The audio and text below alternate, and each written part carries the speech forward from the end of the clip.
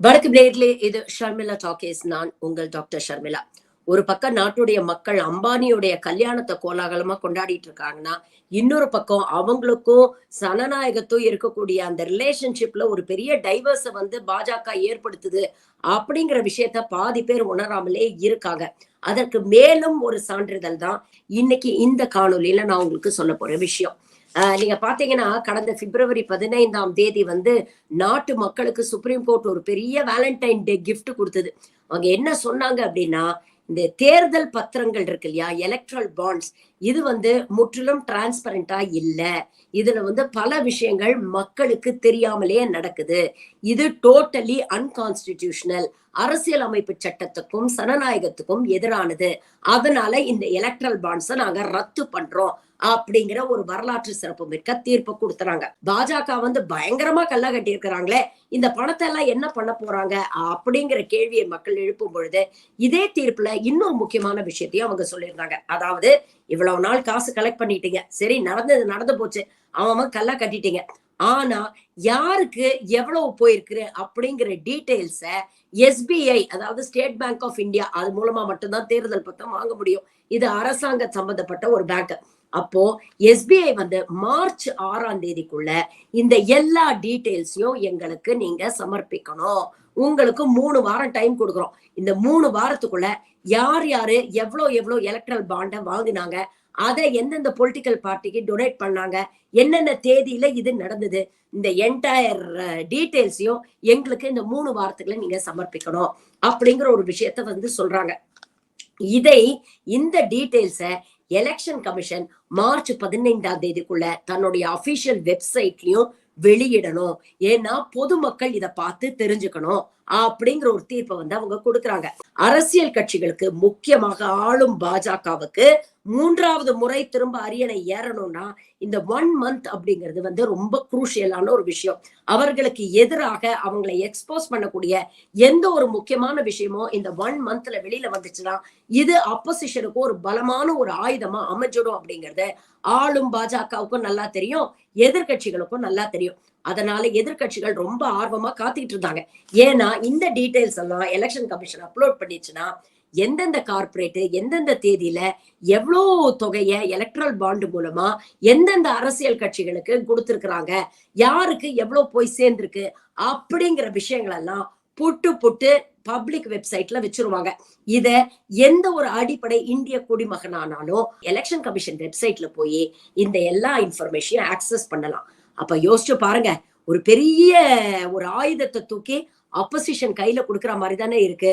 ரொம்ப தெளிவா இந்த டீடைல்ஸ்ல இருந்து எந்தெந்த கார்பரேட் எந்தெந்த தேதியில யாருக்கு எவ்வளவு டொனேட் பண்ணிருக்காங்க அப்படிங்கிறது தேதியோட டைமோட டீடைல்ஸோட வந்துரும். அப்போ எந்தெந்த கார்பரேட்டுகளுக்கு எப்பப்பெல்லாம் ரெய்டு போயிருக்கு, எப்பப்பெல்லாம் ரெய்டு போனதுக்கு அப்புறம் இவங்க எவ்வளவெல்லாம் டொனேட் பண்ணிருக்காங்க, அதிலும் குறிப்பா ஆளும் பாஜக அரசுக்கு எவ்வளவு டொனேஷன் போயிருக்கு, இந்த டொனேஷன் போனதுக்கு அப்புறம் இந்த கார்பரேட்டுகளுக்கு பாஜக அரசு என்னென்ன சலுகைகள் செஞ்சிருக்கு, எவ்வளவு கான்ட்ராக்ட் தூக்கி கொடுத்திருக்கிறாங்க, இல்ல எவ்வளவு விஷயங்களை ஊத்தி மூடி இருக்கிறாங்க, எவ்வளவு அநியாயங்களை மூடி மறைச்சிருக்கிறாங்க, இது போன்ற விஷயங்கள் எல்லாம் அப்போசிஷன் தெளிவா வெளியில எடுத்து அதை மக்கள் முன்னால மக்கள் மேடையில எலெக்ஷன் தருணத்துல புட்டு புட்டு வைப்பாங்க.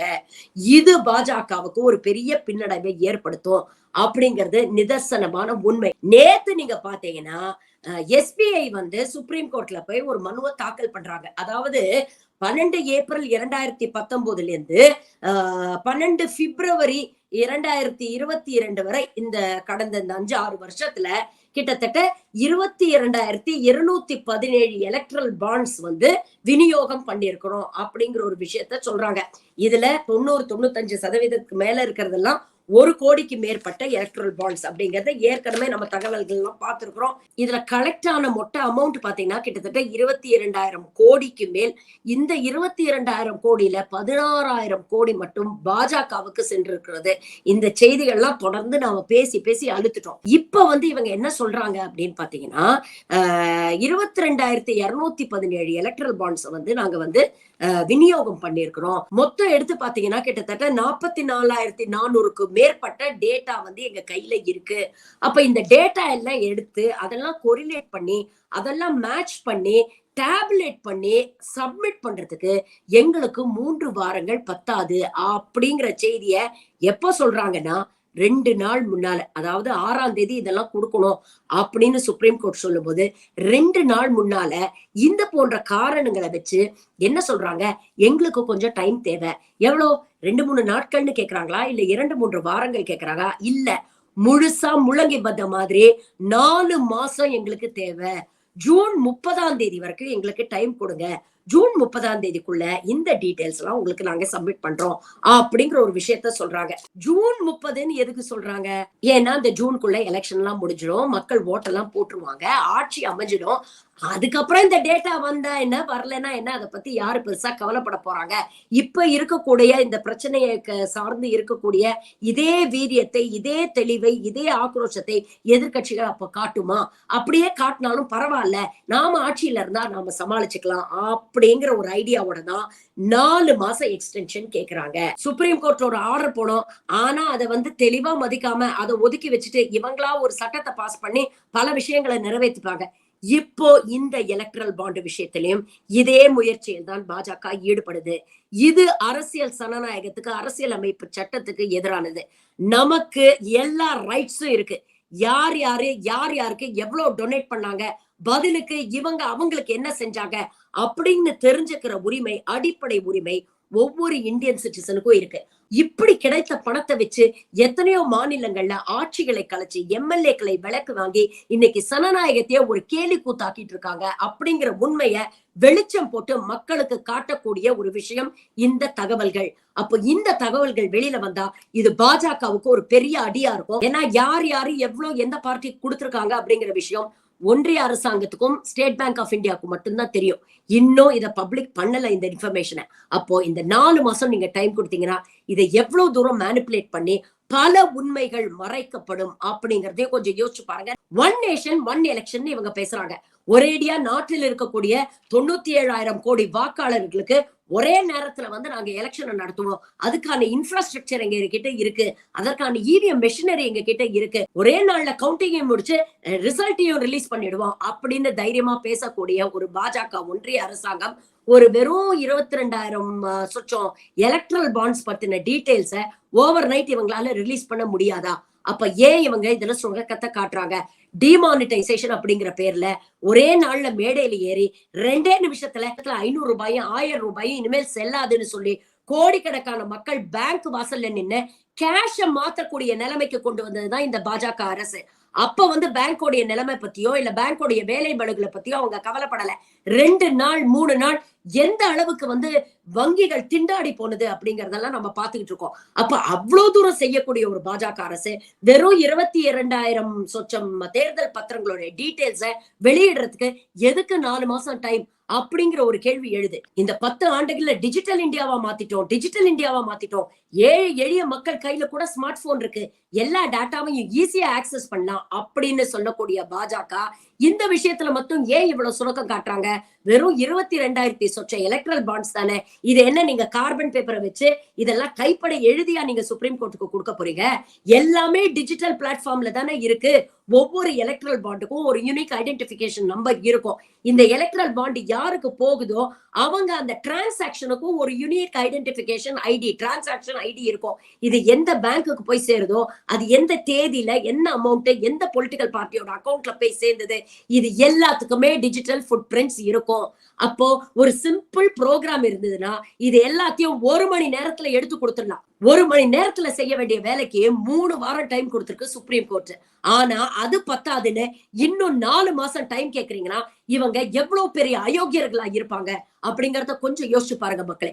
சுப்ரீம் கோர்ட் இந்த விஷயத்துல கடுமையான நடவடிக்கை எடுக்கணும். மினாலெல்லாம் இருந்த மாதிரி இந்த விஷயத்துல சுணக்கமா இருக்கக்கூடாது. இன்ஃபேக்ட் ஒரு படி மேல போய் சொல்லணும்னா இவ்வளோ 3 வாரம் உங்களுக்கு டைம் கொடுத்துட்டோம், இப்ப 2 நாள் முன்னால இப்படிப்பட்ட ஒரு உப்பு சப்பில்லாத காரணங்களை சொல்லி இன்னும் 4 மாசம் டைம் கேக்குறீங்களே அப்படின்னு எஸ்பிஐக்கு பெனால்டி போட்டாலும் தப்பே இல்லை அப்படின்னு நான் சொல்லுவேன். அப்போ சனநாயக நாட்டுல எலெக்ஷன் ஃப்ரீ அண்ட் ஃபேரா நடக்கணும் அப்படின்னா என்ன அர்த்தம்? ஃப்ரீ அப்படின்னா மக்களுக்கு வந்து எல்லா தகவலும் தெரிஞ்சுக்கிற உண்மை இருக்கு.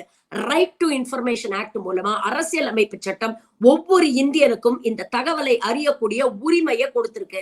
அப்ப எல்லா தகவலும் அறிஞ்சாதான் எந்தெந்த கார்பரேட் எந்தெந்த பார்ட்டிக்கு டொனேட் பண்ணிருக்கான், அப்ப நம்ம கேண்டிடேட் எந்த பார்ட்டியை சேர்ந்தவங்க, இவங்களுக்கு எவ்வளவு தவறான முறைகள்ல எவ்வளவு எலக்ட்ரல் பாண்ட் மூலமா இவங்களுக்கு பணம் வந்திருக்கு அப்படிங்கிற தகவல்கள் ஒரு ஓட்டருக்கு தெரிஞ்சாதான் அவன் ஒரு இன்ஃபார்ம்டு டிசிஷன் எடுக்க முடியும். ஃபேர்னு ஏன் சொல்றோம் எலெக்ஷனை? கண்டெஸ்ட் பண்ணக்கூடிய எல்லா பொலிட்டிக்கல் பார்ட்டிஸ்க்கும் ஒரு லெவல் பிளேயிங் ஃபீல்டு இருக்கணும். எந்த ஒரு பொலிட்டிக்கல் பார்ட்டிக்கும் தனிப்பட்ட ஒரு அட்வான்டேஜ் இருக்கக்கூடாது. அப்படி இருந்தாதான் ஒரு ஃபேர் எலெக்ஷனா இருக்கும் அப்படிங்கறதுதான் election should be free and fair and transparent அப்படின்னு சொல்றோம். ஆனா இன்னைக்கு இங்க இந்தியாவுல வேர்ல்ட்ஸ் பிகெஸ்ட் டெமோக்ரஸி அப்படின்னு சொல்லக்கூடிய இடத்துல எலெக்ஷன்ஸ் வந்து ஃப்ரீ அண்ட் ஃபேரா நடக்குதா அப்படிங்கிற ஒரு கேள்விய ஒவ்வொரு இந்தியனாக நீங்களும் உங்களையே கேட்டு பாருங்க. இந்த எலக்ட்ரானிக் ஓட்டிங் மெஷின்ல இன்னும் சுப்ரீம் கோர்ட் ஒரு தீர்ப்பை கொடுக்கல. அப்படியே ஒரு தீர்ப்பு வந்தாலும் இந்த எலெக்ஷனுக்குள்ள அது அமலுக்கு வருமா, அதுக்கு பாஜக அலோவ் பண்ணுமா அப்படிங்கிற ஒரு பெரிய கேள்விக்குறி இருக்கு. என்ன பொறுத்த வரைக்கும் சுப்ரீம் கோர்ட் ஒரு நாள் கூட எக்ஸ்ட்ரா டைம் கொடுக்க கூடாது. இன்னும் 2 நாள் இருக்கு, 2 நாளுக்குள்ள எல்லாத்தையும் கொண்டு வந்து எங்க கிட்ட சப்மிட் பண்ணுங்க அப்படின்னு ஒரு ஆணித்தரமான ஒரு முடிவை சுப்ரீம் கோர்ட் எடுத்தாதான் நாட்டுல இருக்கக்கூடிய கொஞ்ச நஞ்சு சனநாயகம் அது காப்பாற்றப்படும். சரி, இதெல்லாம் இன்னொரு பக்கம். உங்ககிட்ட ஒரு முக்கியமான விஷயம், எலக்ட்ரானிக் ஓட்டிங் மெஷின் அப்படிங்கிற ஒரு சர்ச்சை வந்து தொடர்ந்து ஓடிட்டு இருக்கு. ஆனா நிறைய பேர் அதை பத்தி பேசவே மாட்டாங்கிறாங்க. நிறைய பேருக்கு அது என்ன அப்படிங்கிற புரிதலே இல்ல. இத பத்தி ஒரு வீடியோ பண்ணணும்னு நான் நினைக்கிறேன். ஆனா நான் கஷ்டப்பட்டு அவ்வளவு தூரம் விஷயங்களை சேகரிச்சு ஒரு வீடியோ பண்ணும் பொழுது அம்பானி கல்யாணம், அதுக்கு ரஜினிகாந்த் போனாரு, ஷாருக் கான் ஜெய் ஸ்ரீராம் சொன்னாரு அப்படிங்கிற வீடியோக்கெல்லாம் கொடுக்கக்கூடிய ஆதரவை இது போன்ற பயனுள்ள தகவல் மிக்க வீடியோஸ்க்கும் நீங்க கொடுக்கணும். இதுதான் முக்கியமான செய்திகள், இதுதான் கோர் இஷ்யூஸ், இதெல்லாம் நீங்க புரிஞ்சுக்கணும் அப்படிங்கிற ஒரு கோரிக்கையை உங்ககிட்ட நான் வைக்க போறேன். இந்த வீடியோக்கு அட்லீஸ்ட் மினிமம் ஒரு 1000 கமெண்ட்ஸ் ஆவது நீங்க போட்டீங்கன்னா, ஒண்ணு இல்ல, கமெண்ட் பாக்ஸ்ல போட்டு இவிஎம் அப்படிங்கிற ஒரு வார்த்தையை டைப் பண்ணுங்க. 1000 கமெண்ட்ஸ்க்கு மேல வந்ததுன்னா நிச்சயமா இவிஎம் சம்பந்தப்பட்ட இதுல என்னெல்லாம் தில்லாலங்கடி வேலையை இந்த பாஜக பண்ணுது அப்படிங்கறத பத்தி ஒரு முழுமையான வீடியோ நான் போட தயாரா இருக்கேன். நன்றி, வணக்கம்.